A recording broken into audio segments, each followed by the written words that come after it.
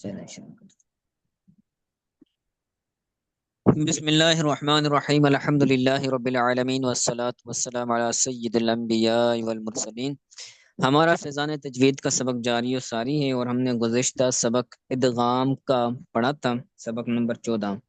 تو آج ہمارا سبق نمبر 15 ہے گنہ کے بارے میں۔ گننے کا تعلق بھی ادغام کے ساتھ ہی ہے، تو اس وجہ سے ادغام کے بعد اسی سبق کو لایا گیا ہے۔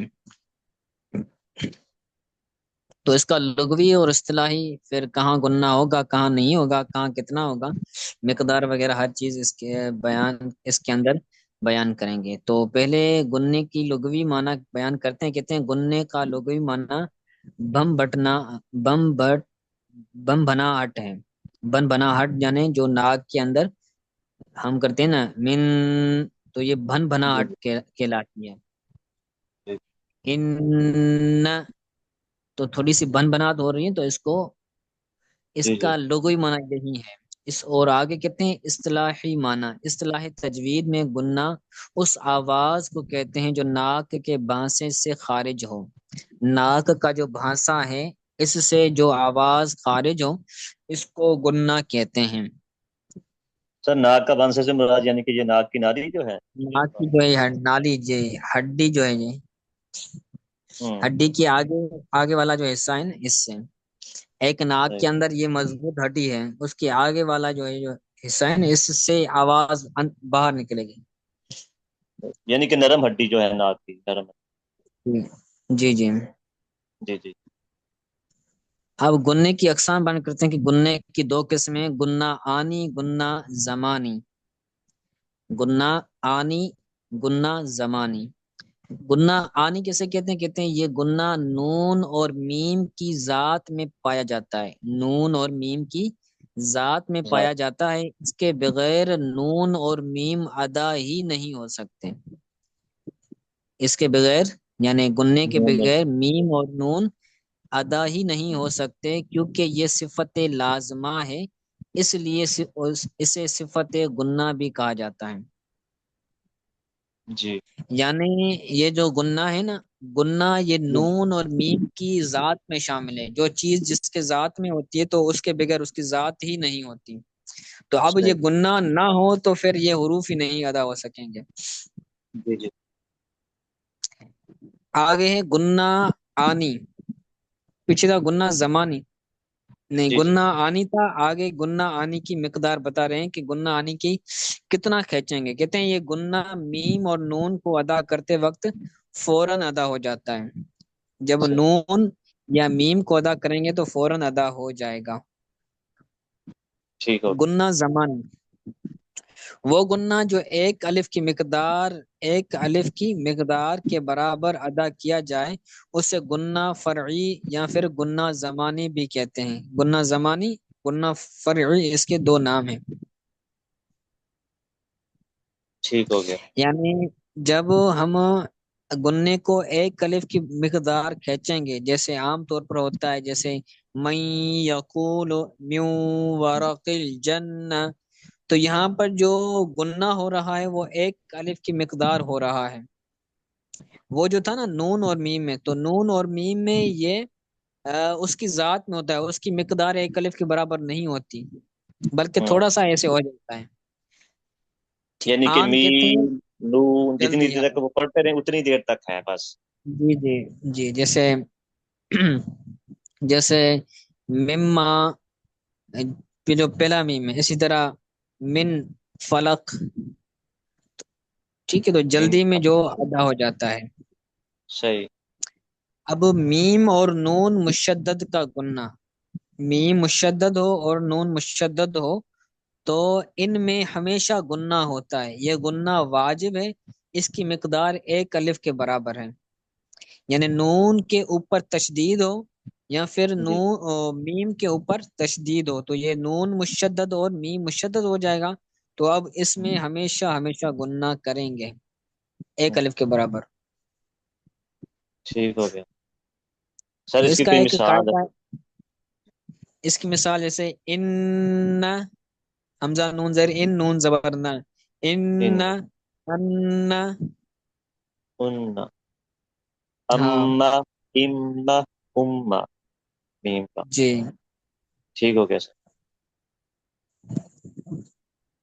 ٹھیک ہے، تو یہ گننے کا سبق تھا، اس کے سوالات بھی حل کر لیجیے گا۔ ٹھیک ہو گیا. آگے یہ بھی تھوڑا سا پڑھ لیتے ہیں، تفخیم و ترقیق آسان ہی ہے۔ تو جی جی. تفخیم کا مطلب ہوتا ہے حروف کو موٹا پڑھنا، تفخیم مطلب حروف کو موٹا پڑھنا، ترقیق کا مطلب ہوتا ہے حرف کو باریک باریک پڑھنا، ہے. ہاں پتلا پڑھنا۔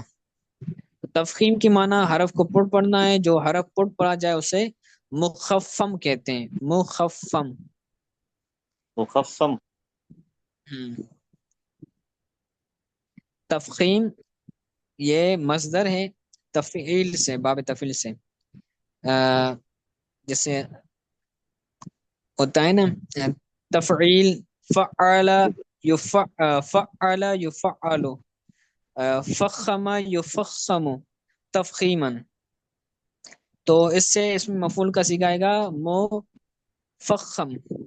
مخف مخفم ہاں مفخم. یہ دو نقطے آ رہے ہیں، ایک نقطہ خا کا ہے، جو یہ ہے نا یہ ہا نہیں بلکہ یہ خا ہے، اور پہلا دوسرا نقطہ فا نقطہ کا جو ہاں پہلا فا کا ہے، دوسرا خا کا، ہے. مفخم۔ مفخم. ٹھیک ہو گیا سر. جی آگے ترکیب کی معنی بتا رہے ہیں کہ ترکیب کا مطلب ہے، معنی ہے حرف کو باریک پڑھنا، جو حرف باریک پڑھا جائے اسے مرقق، اس میں مفعول کا صیغہ کہتے ہیں، مرقق کہتے ہیں۔ اور تفخیم و ترقیق کے اعتبار سے حروف کی تین قسمیں بنتی ہیں۔ بعض حروف ہمیشہ ہر حالت میں پر پڑے جاتے ہیں، انہیں حروف مستعلیہ کہتے ہیں، جن کا مجموعہ خص ضغط قز ہے، یعنی یہ 7 حروف ہوتے ہیں، ان کو ہمیشہ ہمیشہ پر پڑا جائے گا۔ اور بعض حروف ایسے ہوتے ہیں جنہیں ہمیشہ ہر حالت میں باریک پڑھا جائے گا، یہ الف اور لام اور را ہے، الف لام را۔ ان تمام کے علاوہ جتنے بھی حروف ہیں، باقی تمام حروف کو حروف مستفعلہ کہتے ہیں، یعنی مستفعلہ. الف، ہاں الف لام اور را، یہ 3 حروف ہیں نا، ان 3 حروف کے علاوہ جتنے حروف ہیں ان تمام حروف کو ہمیشہ باریک پڑھا جائے گا۔ بعض حروف ہمیشہ ہر حالت میں باریک پڑے جاتے ہیں، جیسے الف لام را کے علاوہ کے باقی علاوہ تمام. ہاں، جی کے علاوہ یعنی باقی تمام. جی جی. الف اور لام اور را کو جو ہے وہ ہمیشہ باریک نہیں پڑھا جائے گا، بسا اوقات اس کو باریک پڑھا جاتا ہے، بسا اوقات ان کو پر پڑھا جاتا ہے، تو ہمیشہ جن کو باریک پڑھا جاتا ہے وہ ان 3 کے علاوہ ہیں۔ یعنی کہ سمجھ گئے؟ یہ. جی سر. ایک تو اوپر ہو گیا نا، یعنی کہ جن کو ہمیشہ ہر حالت میں، یعنی کہ ان کا اعراب اس سے پہلے جو مرضی ہو جائے، زبر زیر پیش، یعنی کہ جو بھی آ جائے، جیسے یہ اپنا جن کو حروف مستعلیہ کہتے ہیں سر یہ. جی جی حروف مستعلیہ کہتے ہیں۔ جی. اور اس کے علاوہ دوسری قسم ہے، یعنی کہ جو الف لام را، بعض حروف ہمیشہ ہر حالت میں باریک پڑے جاتے ہیں، یہ الف لام را کے علاوہ. یعنی کہ یعنی الف الف اور لام اور را، یہ جو 3 حروف ہیں نا، ان 3 جی جی. حروف کے علاوہ اور اوپر والے 7 حروف، ان 7 حروف کے علاوہ 7 اور 3 یہ ہوئے 10، تو 10 حروف کے علاوہ باقی جو 19 حروف ہیں ان کو کیا پڑھا جائے گا؟ ہمیشہ باریک. باریک پڑھا جائے گا۔ ٹھیک ہے.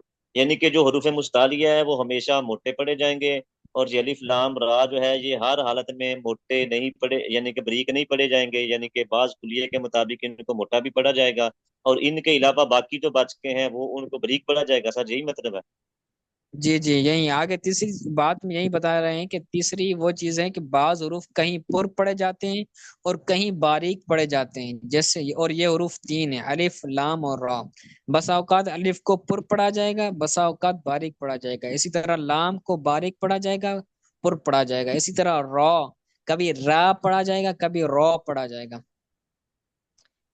سر یہ ٹھیک ہے، تو حروف ان کو کبھی کبھی باریک کبھی پر پڑھا جائے گا ان 3 حروف کو، اور جی. باقی ان کے علاوہ اور حروف مستعلیہ کے علاوہ جتنے حروف ہیں ان کو ہم ہمیشہ پر باریک پڑھا جائے گا، اور جو حروف مستعلیہ ہیں ان کو ہمیشہ ہمیشہ موٹا پڑھا جائے گا۔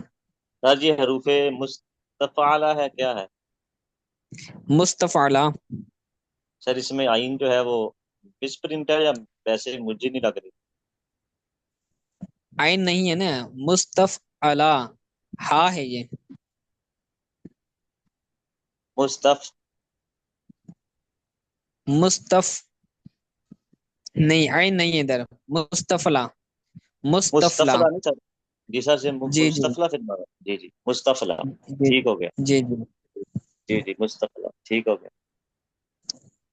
चलें फिर, सर मुस्तफला इतना सर काफी है मुस्तफला का इसको। माना क्या है। जी जी सर मुस्तफला मुस्तफ़ला का माना इसका क्या है। पीछे इसकी माना गुजरी है।